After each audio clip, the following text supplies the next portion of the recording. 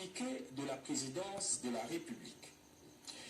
Consécutivement à la fin de l'accord politique entre les forces politiques membres du CAP pour le changement cash et celle du Front commun pour le Congo FCC, en vue de la formation des gouvernements des coalitions représentatives de ces deux regroupements politiques, le président de la République, chef de l'État, son Excellence, M. Félix Antoine Tshisekedi Tshilombo, vient de confier ce jeudi 31 décembre 2020, conformément à l'article 78 de la Constitution, une mission d'information à l'honorable Modeste Bahati Lukwebo en vue d'identifier une coalition majoritaire à l'Assemblée nationale.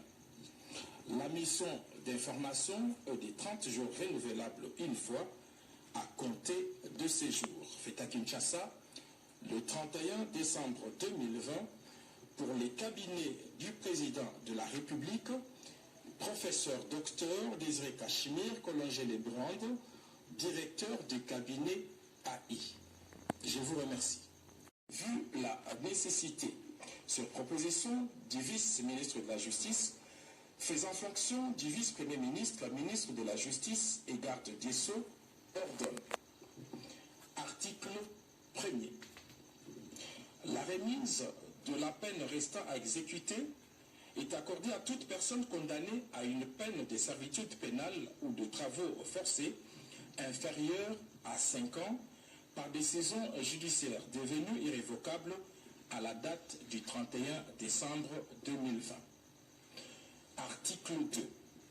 La réduction de 5 ans de peine restant à subir est accordée à toute personne condamnée à une peine de servitude pénale ou des travaux forcés égale ou supérieure à 5 ans par décision devenue irrévocable à la date du 31 décembre 2020.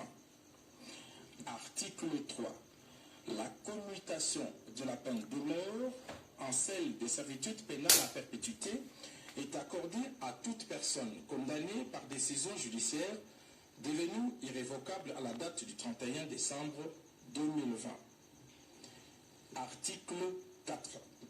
La commutation de la peine de servitude pénale à perpétuité en celle de 20 ans de servitude pénale principale est accordée à toute personne condamnée par décision judiciaire devenue irrévocable à la date du 31 décembre 2020.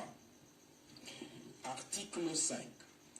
La remise, la réduction et la commutation de peines prévues aux articles 1, 2, 3 et 4 ci-dessus ne sont pas accordées. 1. Aux condamnés fugitifs ou latitants. 2. Aux personnes condamnées pour les crimes contre la paix et la sécurité, crimes contre l'humanité et aux peines prévues par la loi numéro 15/022 du 31 décembre 2015, modifiant et complétant le décret du 30 janvier 1940 portant code pénal. 3.